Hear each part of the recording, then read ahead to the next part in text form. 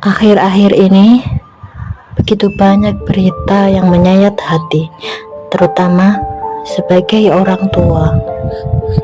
Sebuah keluarga yang seharusnya menjadi tempat ternyaman, tempat pulang, tempat teraman, namun justru menjadi tempat yang sangat menakutkan, di mana orang tua yang harusnya menjaga, melindungi, mengasihi, dan menjaga buah hatinya, tapi malah menjadi pembunuh berdarah dingin.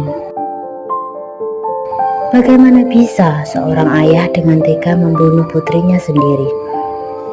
Padahal ayah merupakan cinta pertama bagi putrinya.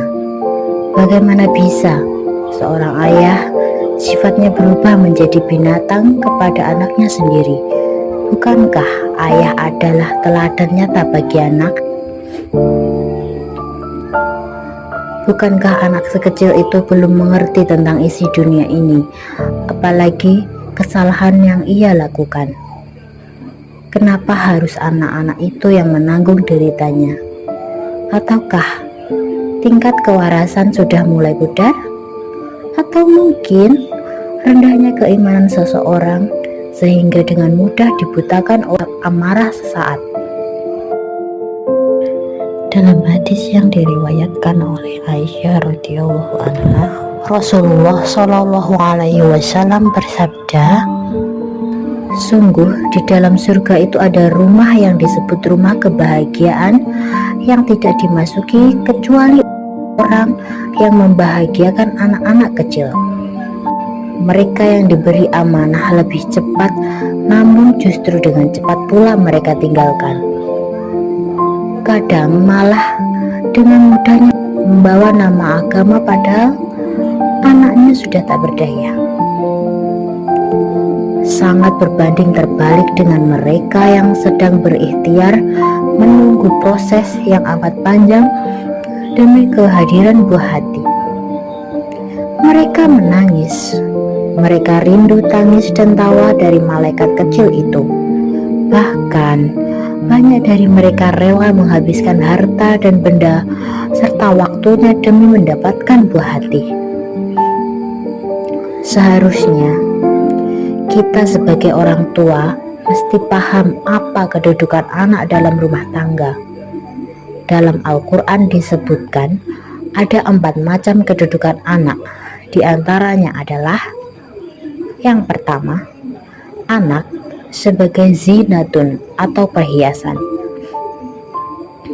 Allah berfirman yang artinya, harta dan anak-anak adalah perhiasan kehidupan dunia, tetapi amalan-amalan yang kekal lagi saleh adalah lebih baik pahalanya di sisi Tuhanmu dan lebih baik untuk menjadi harapan.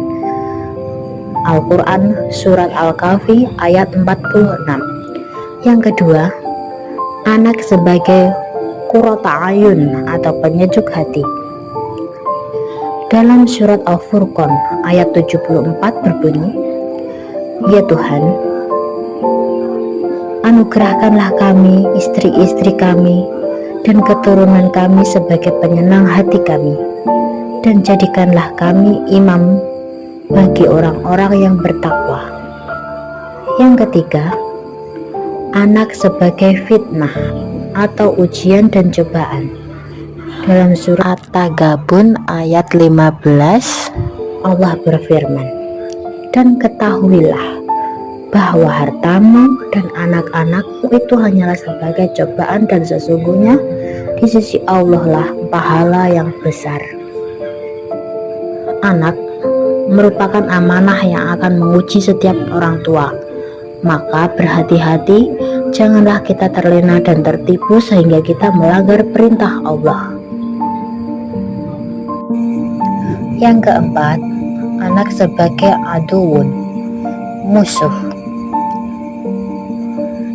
Dalam Al-Quran Surat At-Taghabun ayat ke-14, "Hai orang-orang mukmin, sesungguhnya di antara istri-istrimu dan anak-anakmu ada yang menjadi musuh bagimu, maka berhati-hatilah kamu terhadap mereka.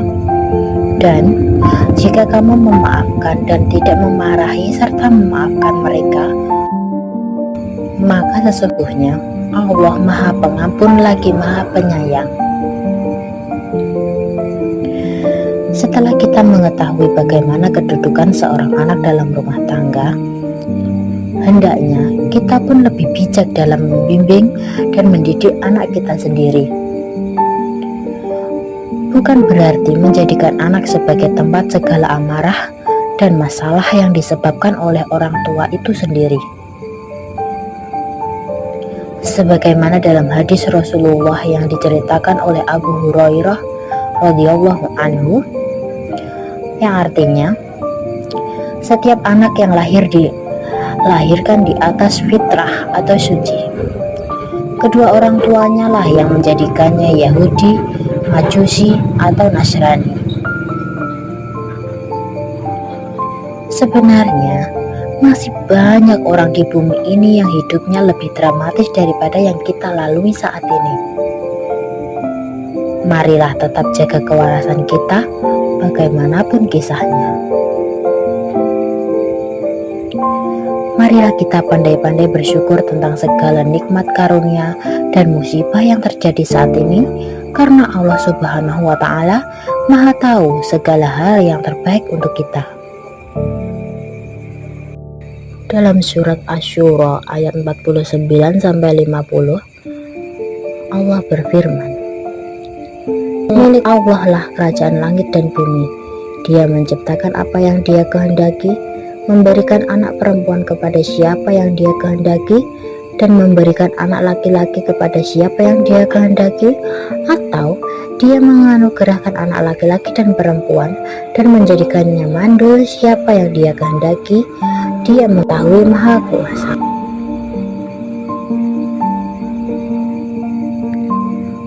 Dan untuk Anda yang saat ini tengah berproses, berikhtiar, berusaha dalam menantikan buah hati, jangan pernah putus berdoa.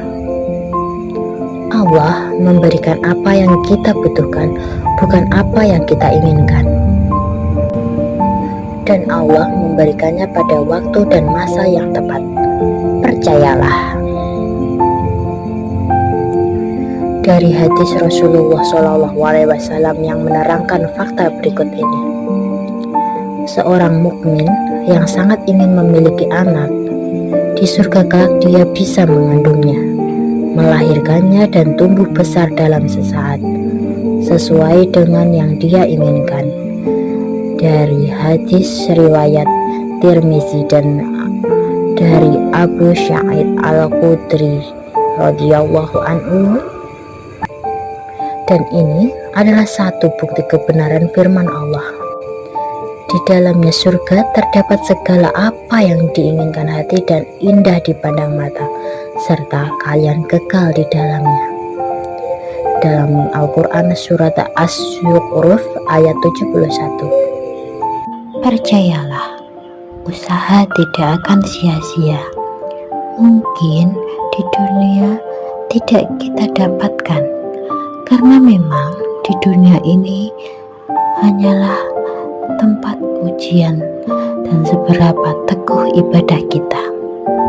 Tapi di surga akan kekal selamanya. Semoga keluarga kita semua dijauhkan dari segala mara bahaya dan perilaku orang-orang zalim, dan dari sifat tercela, serta semoga kita semua menjadi orang yang cinta keluarga. Amin.